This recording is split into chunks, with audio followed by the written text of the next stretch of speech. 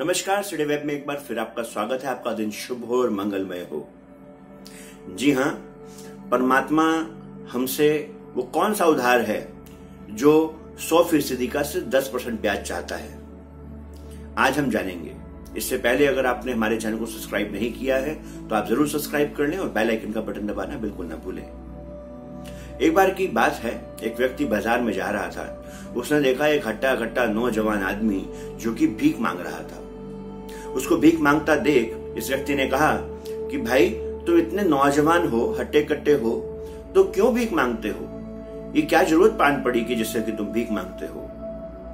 उसने बोला, बाबूजी मेरे पास काम नहीं है, देश में महामारी चल रही है, कोई काम है नहीं। उसने बोला, अगर मैं आपको काम दे दूं तो क्या तुम भीख मांगना छोड़ दोगे?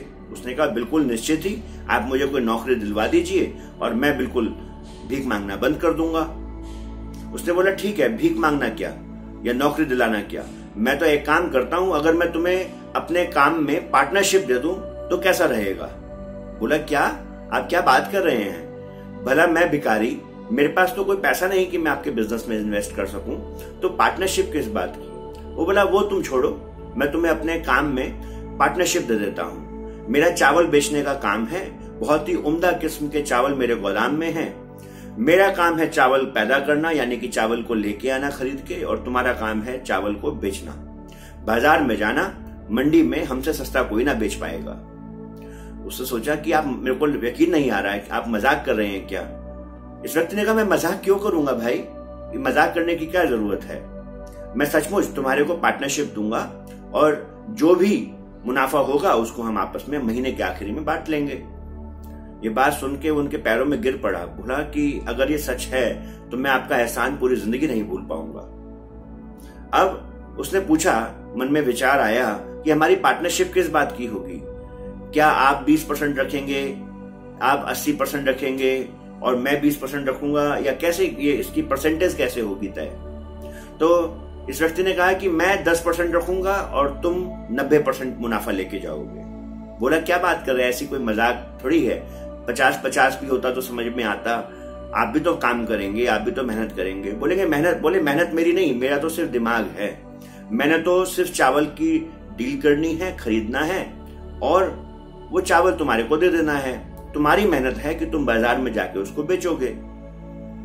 अब इस व्यक्ति को ये बात अच्छी लगी और इनकी डील हो गई, इनकी बात बन गई कि 10% मुनाफे में ये काम करेंगे। अब 10% जब मुनाफा होना था तो मालिक ने सोचा कि ठीक है, बस इसी के साथ काम करेंगे, और इस भिखारी को, जो पहले भिखारी था और अब पार्टनर बन चुका था, इसको मिलेगा 90% मुनाफे का। दोनों ने काम चालू कर दिया। वो हर दिन उम्दा क्वालिटी के चावल बाजार में लेके जाता और खूब बेचता, इतना बेचता कि हम क्या सोच सकते हैं। हुआ क्या, महीने के आखिर में वो समय आ गया कि जब हिसाब होना था। अब इस व्यक्ति ने देखा, जो कि भिखारी था, कि 90% के हिसाब से इसके पास बहुत पैसा बन गया है। इतना पैसा तो जीवन में इसने इकट्ठे कभी देखा भी नहीं था। तो इसके मन में एक बात आई, इसने सोचा कि ये सारी मेहनत तो मैंने करी, चावल की बोरियों को लोड कराना, उनको बाजार में जाके उतारना, उनका हिसाब किताब करना, ग्राहक ढूंढना वगैरह वगैरह। मालिक ने क्या काम करा? ये तो कभी आता भी नहीं है। सिर्फ ट्रक एक आता है जो कि चावल उतार के चला जाता है। इसको ये 10% मुनाफा भी क्यों देना? क्योंकि ये 10% मुनाफा भी बहुत ज्यादा है। अब जिस दिन वो हिसाब होना था, अगले दिन जब हिसाब के लिए बैठे तो जो भिखारी था, जो पहले भिखारी था और अब पार्टनर हो चुका था, ये बहुत नई नई बातें बताने लगा। कभी बोलता कि अभी मेरा बाजार से पैसा आना है, अभी हम हिसाब करेंगे, अभी तो मुझे बहुत जल्दी है, ऐसे करके हिसाब से बचने लगा। उस मालिक ने बोला, भाई मैंने तुमसे सिर्फ 10% तो पैसा लेना है, उस 10% में भी तुम मुझे ऐसे नौटंकी दिखा रहे हो। इस व्यक्ति ने बोला, देखिए जी, आप बात सुन लीजिए साफ, मुझे लगता है कि सारी मेहनत तो करी मैंने और मुनाफा 10% लेके जा रहे हो आप। मेरे पास तो मेरी मेहनत का 90% है, 10% आपके पास तो सिर्फ मुझे ये अवसर देने का है। इस व्यक्ति ने बोला कि भले मानस, ये अवसर भी तो मैंने ही तुम्हें दिया था। बोले, तो क्या, आज तो मुझे अपना काम आ गया है, आज मेरी साख हो गई है, तो मैं ये 10% देना नहीं चाहता। जी हाँ, यही हाल हम लोगों का भी है। आप सोचिए कि अगर हम उस सेठ की जगह होते जिसको सिर्फ 10% मुनाफा मिलना होता और 90% दूसरे को मिलना होता, और वो 10% मुनाफा देने में भी आनाकानी करता, तो हमें कैसा लगता? जी हाँ, मैं निश्चित ही समझ सकता हूं कि आप भी समझ पा रहे हैं कि हमें बुरा लगता। इसी तरीके से ये 10% मुनाफा या मुनाफे की जो हम बात कर रहे हैं, ये समय की बात है। परमात्मा ने हमें जो भी जीवन में समय दिया है, परमात्मा उसका 10% समय तो चाहता है कि हम सिमरन भजन में लगा लें। वो 10% समय भी हम परमात्मा को देना नहीं चाहते। 90% समय में तो हम जीवन के भोगों को ही भोगते हैं या उनको पाने की कामना करते हैं। अगर वो 10% हमसे मांगते भी हैं तो क्या बुरा करते हैं?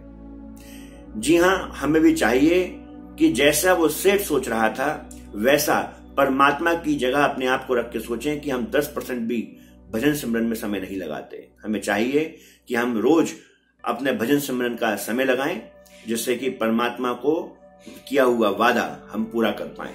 आज के लिए इतना ही। कल मिलेंगे हम आपसे एक बार फिर एक नया विचार लेके, एक नई साखी लेके। कहानी पसंद आए तो शेयर करना बिल्कुल मत भूलिएगा। आज के लिए नमस्कार।